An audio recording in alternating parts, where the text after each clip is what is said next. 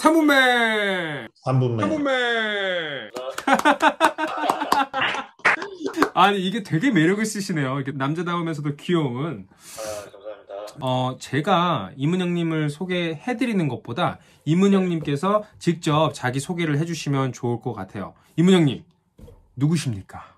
네, 안녕하세요. 저는 지금 현재 강릉에서 공중보건의 생활하고 있는 의사 이문형입니다. 반갑습니다. 그 지인을 통해서 같이 술자리에서 이야기를 나누다가 뭔가 이 가치관도 맞고 사는 삶이 남다른 것 같아서 제가 과감하게 컨택을 했는데 지금 현재는 이제 의사이시면서 공중보건의로 계시는데 옛날로 한번 돌아가면 어떨까라는 생각이 들어요. 미국을 가시게 됐는데 네. 언제 가시게 됐고 혹시 그 순간이 기억나실까요?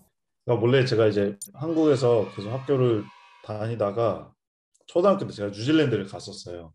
근데 이제 그때 기억이 좋아서 그때 약간 애들이랑 밖에서 운동도 하고 그렇게 놀던 게 좋아서 이제 약간 좀 한국에 이게 좀 답답하다. 중학교 2학년 끝나고 네. 3학년 갈 때쯤에 갔어요, 제가.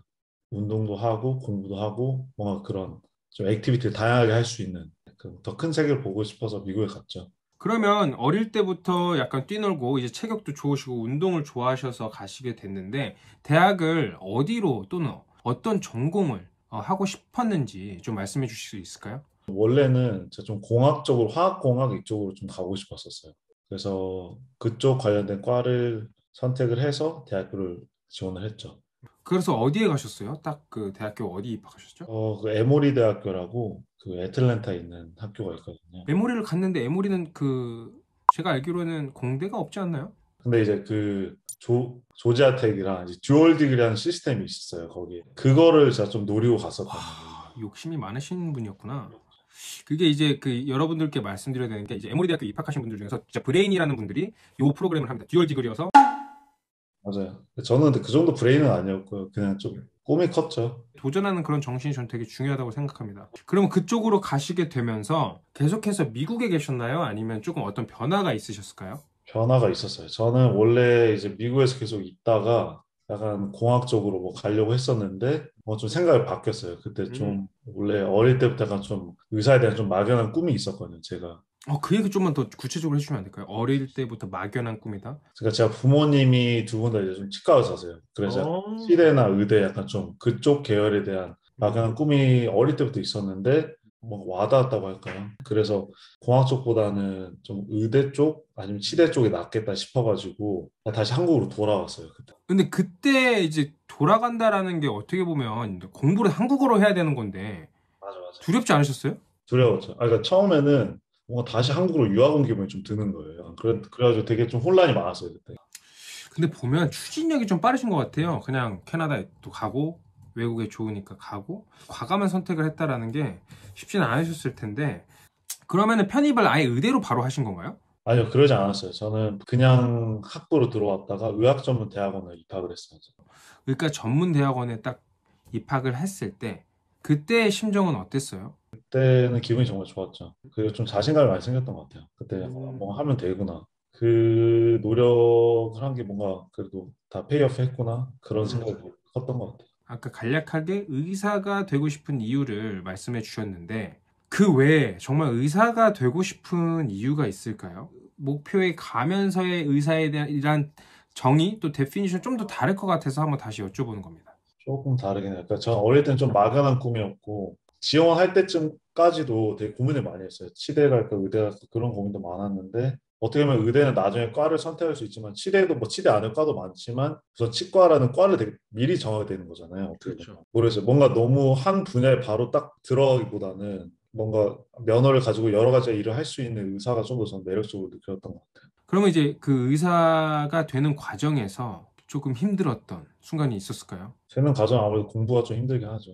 진짜 공부가 양이 진짜 많아요. 그러니까 저희 학교는 어땠냐면 보통 이제 본과 1, 2, 3, 4년을 다니거든요. 의전하는. 근데 본과 4년인데 1, 2학년 때 공부를 이제 많이 해요. 저희 학교는 거의 매주 토요일마다 시험이 있었어요. 이제 금요일마다 막 학교 도서관에 그게 좀 쉽지 않았죠. 공부.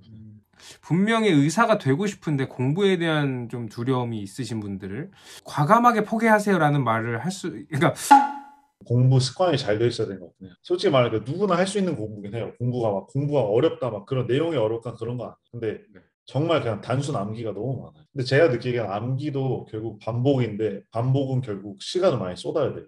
근데 이제 전 되게 궁금한 게 이게 잘하는 집단이란 말이죠. 똑똑한 집단이에요. 안 싸워요? 경쟁 없어요?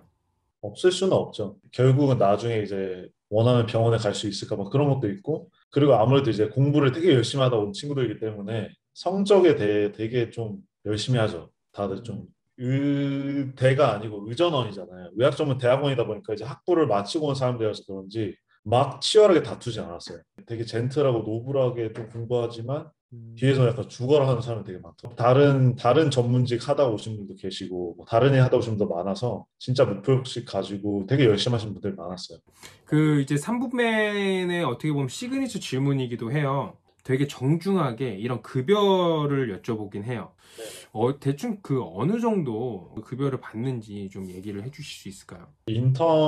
인턴이나 레지던트 급여가 우선 좀 낮아요. 네. 보통 그러니까 사람들이 생각하는 막 의사 하면 막 되게 돈 많이 버는 줄 알았는데 그때는 보통 일반 그 회사원 정도 급여를 받는 것 같아요. 대학병원에서 나와서 개업을 하면 이제 그때부터는 좀 달라지죠. 그때도 이제 천차만별이긴 하지만 그때 나오면 이제 그때부터 이제 비즈니스죠.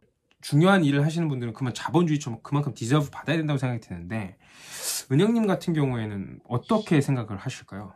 저도 약간 좀 비슷한 생각을 하고 있긴 하죠. 흔히 이제 저희가 의대에서 약간 메이저과라고 해요. 약간 내과, 외과, 소아과, 산부인과 이쪽이 메이저과인데 이제 왜 메이저과라고 하냐면 이제 진짜 사람 목숨을 다루기 때문인데 예를 들면 미국에서는 신경외과나 흉부외과 이렇게 되게 수술이 되게 고난이도고 정말 훌륭한 설전들이 많이 들어와야 되는 수술에 되게 페이를 많이 줘요. 근데 그 페이가 준다는 건 그만큼 종육만을 만한 위치라는 거고 솔직히 그만큼 보상은 전 분명히 있어야 된다고 생각을 하는데 우리나라는 되게 그게 반대예요. 되게 오히려 힘든 수술은 그렇게 페이가 많이 없고 안타까운 게 많죠. 막 의대에서도 공부 제일 잘하는 애들이 막 내과나 외과를 가야 되는데 지금 보면 내과, 외과는 되게 미달인 경우가 많아요.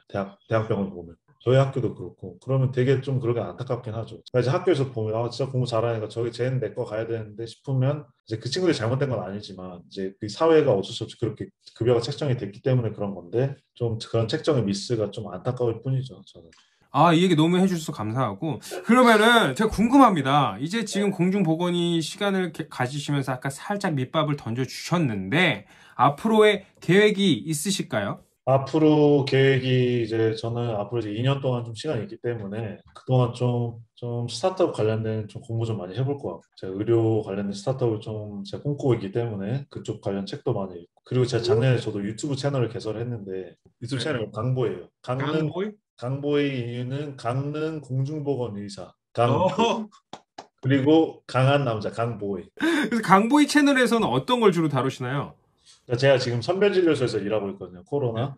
네. 그래서 이제 거기 검사하는 방법이라든지 뭐 브이로그 좀 네. 했었는데 3개 정도 올렸는데 편집이 생각보다 쉽지 않더라고요. 그래서 그렇죠. 제가 안 올린 지 한 6개월 됐는데 3분매 하는 거 보고 좀 제가 자극받아서 저도 좀 이제 좀 다시 좀 채널을 재개하려고 하니까 네, 많은 시청 부탁드립니다.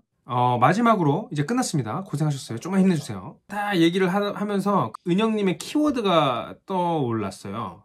그래서 저는 그 무모함이라는 단어가 좀 떠올랐거든요. 3분맨에서 하는 시그니처 질문이 마지막으로 이문영님에게 땡땡땡이란 이런 질문을 하면 거기에 대한 걸로 한 문장으로 말씀해 주시면 좋을 것 같습니다. 자, 그러면 바로 갈 거예요. 자, 이문영님에게 무모함이란?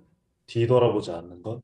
그러니까 무모한 판단을 했을 때 모든 선택에 약간 좀 후회가 있을 수 있다고 저는 생각을 하는데 그 후회하는 시간은 결국은 되게 의미가 없다고 생각하고 후회할 시간에 그 무모한 선택에 대한 책임을 지고 좀 앞으로 나가는 게 맞지 않을까. 참 이렇게 그런 무모한 도전 그리고 이렇게 과감하게 하시는 이문영님께서 3분맨 구독자님들 또는 의사를 준비하고 앞으로 도전에 대해서 늘 고민하시는 분들께 한 말씀 마지막으로 부탁드리겠습니다. 네, 우선 뭐 3분맨 구독자 여러분들 구독 많이 해주시고요.